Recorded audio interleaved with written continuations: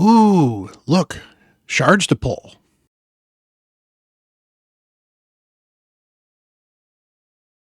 Hello, everyone. Bront CatHerder here. We're having some fun talking Raid Shadow Legends, and we are here on the free-to-play, which we have dubbed the Free-to-Pause series. Thank you very much for that. I like it a little better than free-to-play, but it's cat-themed. We're going with it. So I have been grinding away on this. We are nearing the 2-day mark, a little bit before then, but I got this juicy little sacred here from campaign. So I figured I'd give you guys a bit of an update before I went and pulled that. So first of all, as far as champions I have pulling, I've been yeeting pretty much every single blue and purple shard I have gotten a chance to get so far. So if we look at all of my champions, including the vault here, I have actually gotten myself a Fang Cleric, who I think will actually help me in Faction Wars. I've gotten myself a Warden, who may also be useful in Faction Wars for a little while. And a Carolinia, who I've got gear on because it was for a quest. As you can see, I haven't even bothered rolling this gear up. And, it's okay. We'll see if I can find any use for them, and if not, they may end up becoming chickens, but they are probably going to sit in the vault for a little while. I've also flagged back in the vault. I've got a Gnarlhorn I got really early on, and he's definitely worth holding on to. I got a Renegade from my Voids, which is actually great, so that will actually help once I can get that set up. I got Selenia Nightcloak. She does some burns, which means she could be useful in a couple pieces of content. And then Bowsmith Flannan is actually pretty solid. I believe he's got a double hitter right here with a stun, and he's got decreased speed. So I think he may actually be super helpful for me in Fire Knight early on once I'm ready to build him. But right now we have been focused on the mainstays right now.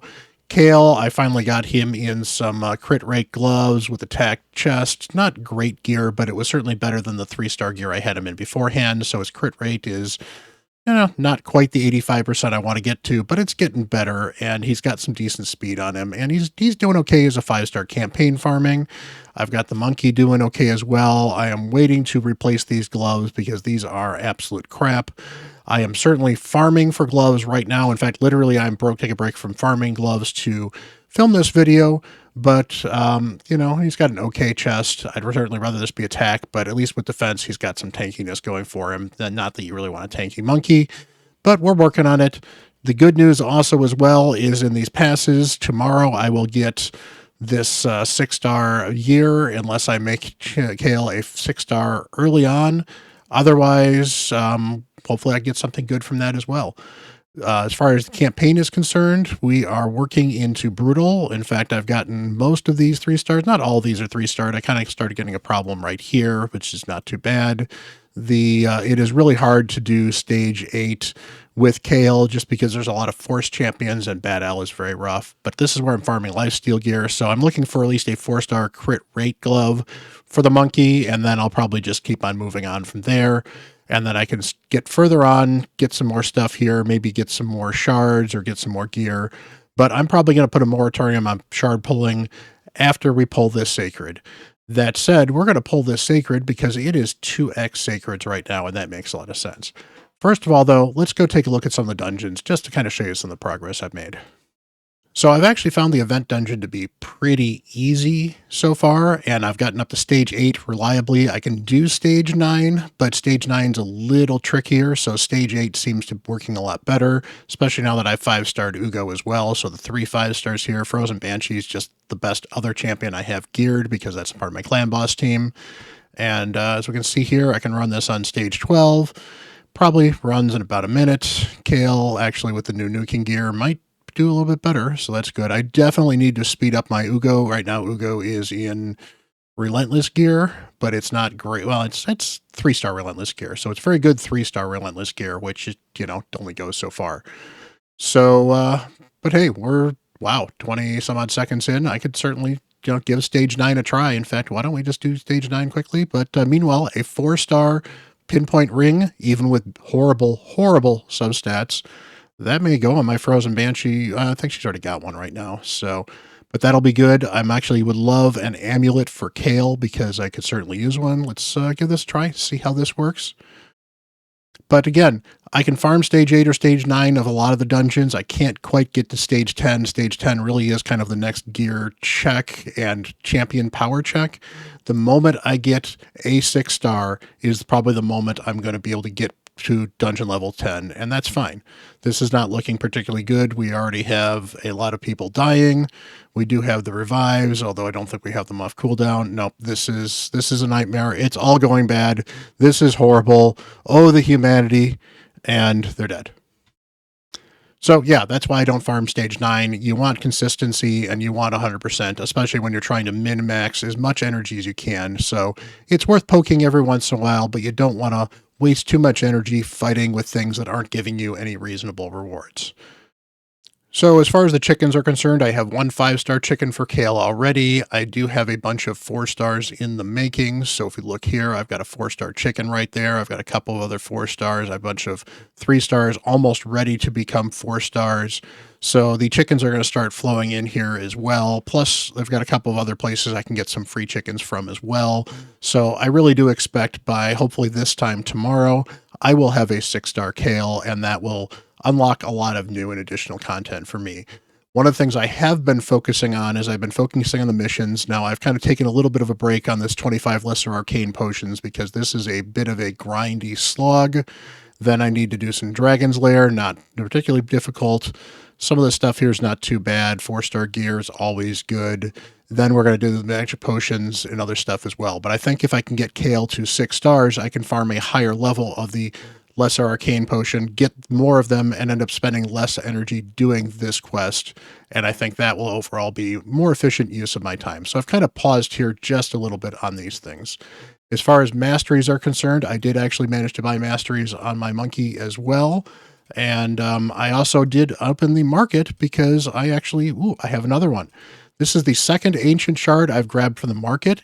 It's also the second one I've grabbed from this spot. So that made the gems I spent here well worth it because it's nice to get those. You get 5 of them per day or per month, I should say. And I've gotten 2 of them. I mean, maybe I've gotten a third one. I don't quite remember, but I know I've gotten 2 of them.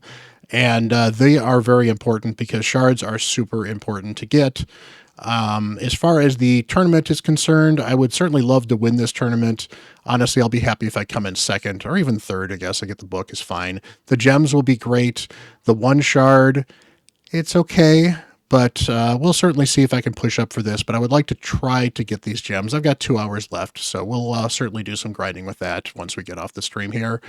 I have been very cautious to not use all of my Call of the Arbiter rewards. In fact, you see I've got 2 of them left to grab. I've been grabbing those before I start grabbing my refills. Other things that we have unlocked at level 33, I think I unlocked it 32 or 33. I unlocked Chimera. Now, I tried running Chimera once. It went really bad, pretty much as you would expect, because I have no 6 stars, and a lot of my 5-star champions aren't even fully built particularly well. Once I get a 6-star, it will help a bit. Once I get a second 6-star, it will help much more. So I think on Wednesday is probably when I'm going to run this Chimera key just to get the absolute best I possibly can out of it. However, I did get some free relic stuff, which was kind of cool. And the free relic, I threw it on my Kale just because he's been doing most of the work for me at the moment. So I wanted the extra attack, the extra damage. It may end up moving to somebody else, but that's again why I want to make sure I at least run Chimera to get a little bit of participation for it, so I'll eventually be able to pull this stuff off. And any stats you can get from anywhere when you're running an F2P is one of the best ways to go. So we're kind of tempering until we get the 6-star, and then we will certainly push hard into doing more gear, grinding an additional 6 stars up as well. That is very important. The more 6 stars we get, the further we can push content easier. But at some point in time, you do have to balance gear and other stuff you're going to get. So we've been talking a lot. Let's go pull this shard. It is still a 2x chance for legendaries. Let's get something amazing. The good news is even an epic will be absolutely amazing on this account. Hopefully it would be something new. Hopefully it will be a legendary. That would be absolutely awesome. Let's get going. That is an epic, and that is a spider. Okay. Spider is actually another good pull. My Dark Elves are actually pretty well formed. I might be able to push Faction Wars with Dark Elves pretty quickly, which would be great. So the A1, chance to remove buffs, not super exciting. He has decreased attack on here, not too bad. He does decrease defense and weaken. Now it is 60% chance and then 30% chance on the weaken, so this books all the way up to a 100% and 70% chance. but decreased defense and weaken on a single skill is absolutely amazing, even on a 5-turn cooldown. So I will find reasons to use him. Now, I do have Ugo, and Ugo is probably going to play a little more in most of my dungeons, but there are times when I may want this decreased defense and weaken, so I think it's kind of nice. Plus, I think it'll be good to have additional different affinities available with this debuff as well.